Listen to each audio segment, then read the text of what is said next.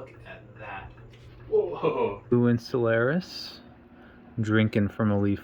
Gonna work it out. There she is. Absolutely beautiful king cobra here.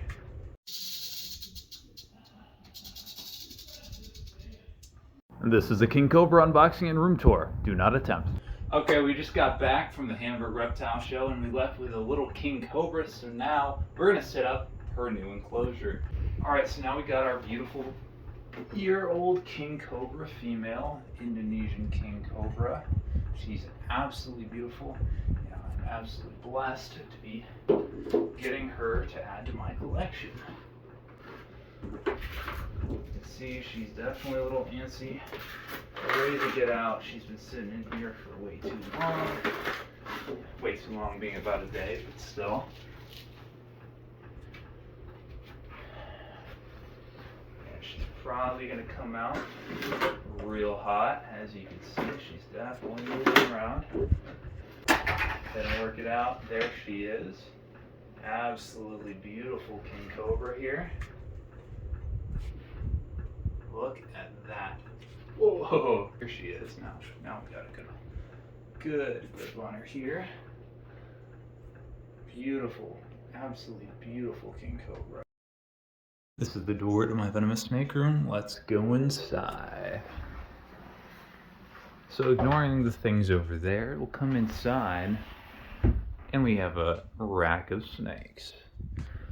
So, looking at our first venomous snake here, we have our blue speckled rattlesnake, who needs a paper towel change. The reason she's on paper towels is the only substrate I had was cypress moss, and these guys are found, or cypress mulch. These guys are found in the desert. That's a little too humid, so paper towels until I get a better substrate. I think we're going to do kind of a rocky desert scape for her.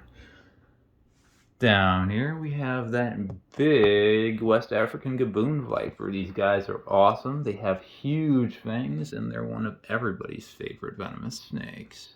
We're going to go ahead and do a gaboon viper feeding here. We've got this awesome gaboon viper here that came in slightly underweight. I wouldn't generally feed a gaboon viper this much, but I'm trying to get the weight up a little bit. So here we go.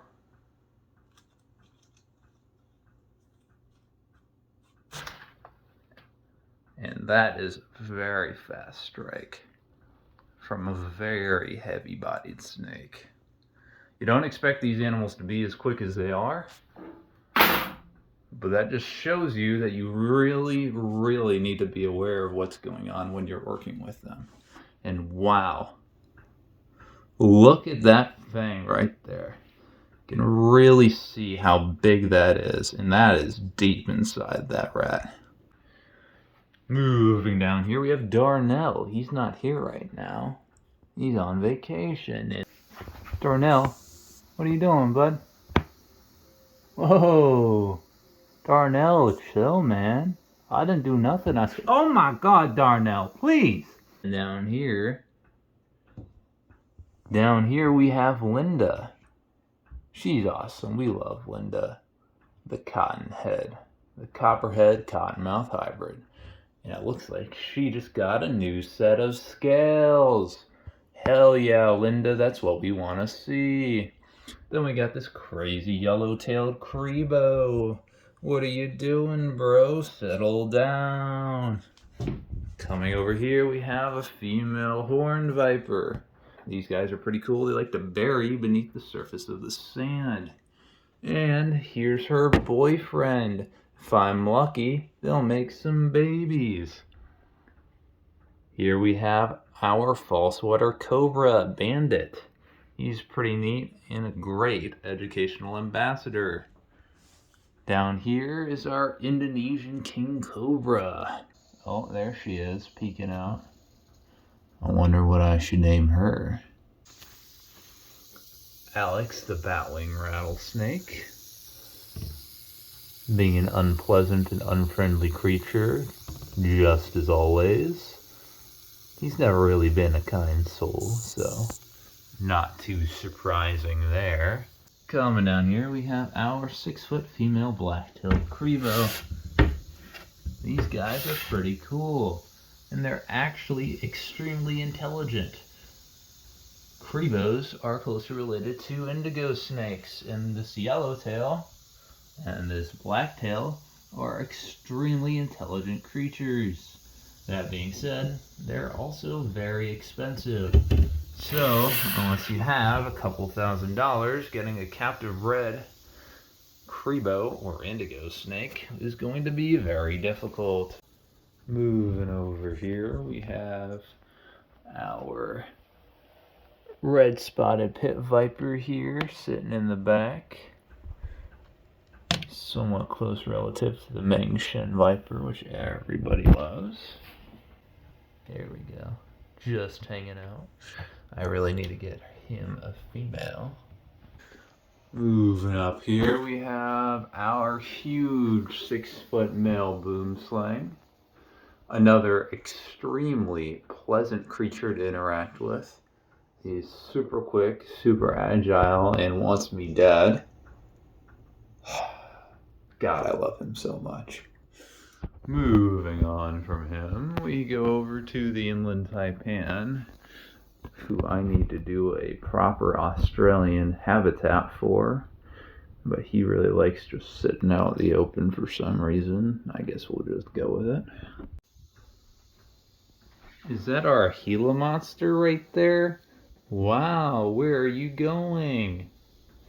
Probably to sleep since it's the middle of the day. So coming into the second room here, we have Lil Man by the door. Everybody likes Lil Man, and we are no different. He is a favorite in the household.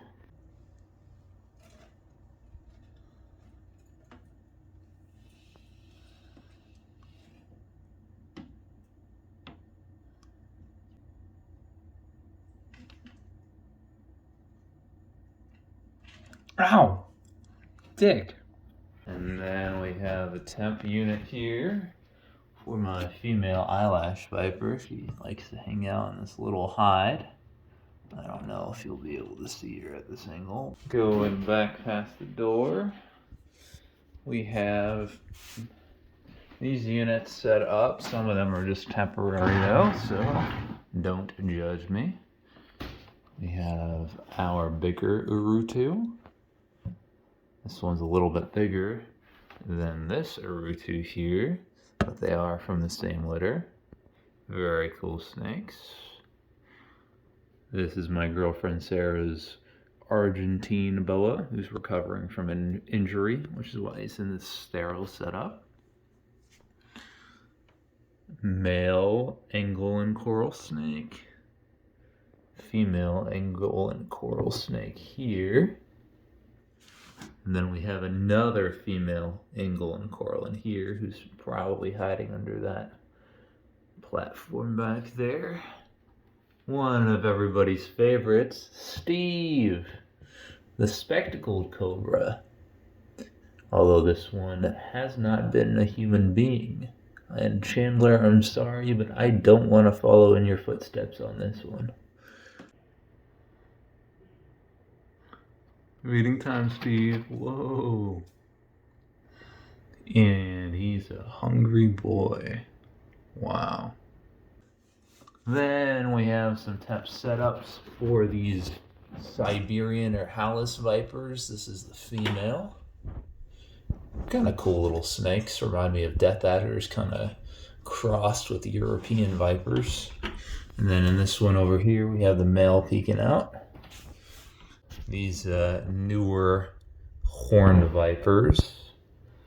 They will be put on to stand very shortly. And then we have this male over here who's a little thinner. Moving up here, we have our big female yellow insularis. Absolutely beautiful snake. Absolutely beautiful. A temp set up for our male eyelash viper to the yellow female that was in the other temp unit. And I say temporary because I'm working on these units currently, which will house all of the arboreal vipers. We've got this unit here, which has a baby green and a baby blue Insularis. So we've got the trifecta between the green, the blue, and of course the yellow Insularis. That's all the phases. And coming down to these temp units, we have a couple of squams set up, and these are just set up, so they just have some perches and water in them right now. But I do plan on planting plants in these units as well.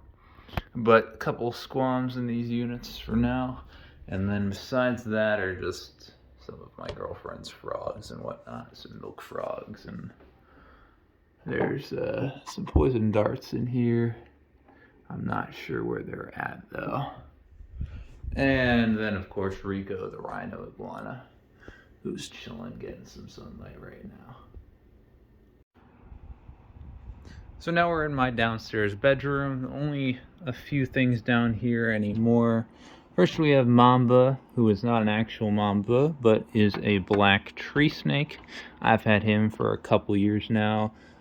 He's pretty much like a boom sling, but less dangerous. And I absolutely love him. He's one of my favorites, and I only have good things to say about this species. I wish they were more commonly kept. Over here we have my male yellow Insularis. You can tell he's a lot skinnier than the female. He's looking a bit rough for sure. He's being force fed. He's been force fed for the past 5 months. He's still alive, but he is definitely looking a little worse for wear. So hopefully we can get him back on track, but the males are really hard to establish in captivity, unfortunately. Although someone did just finally produce captive bred babies for the first time in years, which means that it's working. And hopefully soon we can establish them in captivity, and then we don't need to import them at all. Moving over here, we have my beautiful blue Insularis. She's one of my favorites. I only have good things to say about these guys, except they seem to always want to try and kill you. But they look really beautiful, and they're very easy to work with. So, pretty cool. You can see she's drinking from a leaf there. I did just spray in there. I can actually spray some more in there for her. That's so cool, seeing them drink like that from leaves. And of course over here we also have Raptor. He's an absolute gem of a lizard, and I have never met a reptile quite like him. He is absolutely special to me, and I love this man. I love this man with all of my heart. You hear me, Raptor? But yeah, this Raptor, he's got a nice little setup plus free roam time, so he does well. He knows he'll get a nice big upgrade in a year when I move. Yeah, I'm talking to you. I'm talking to you, boy. So those are my 2 Venomous rooms that I currently have set up. The first is the primary Venomous room, and then this room here is going to be my office and recording room. This is where I work out of for editing, gaming, and that's going to be the background there. Should look pretty cool. I hope you liked those room tours, and we'll pull some snakes out next time if this video gets 1,000 likes. So don't forget to hit that like button, and of course subscribe, because only 97% of you are subscribed. Actually, I don't know what the metric is, because that seems like a lot of work, and I really don't want to do that.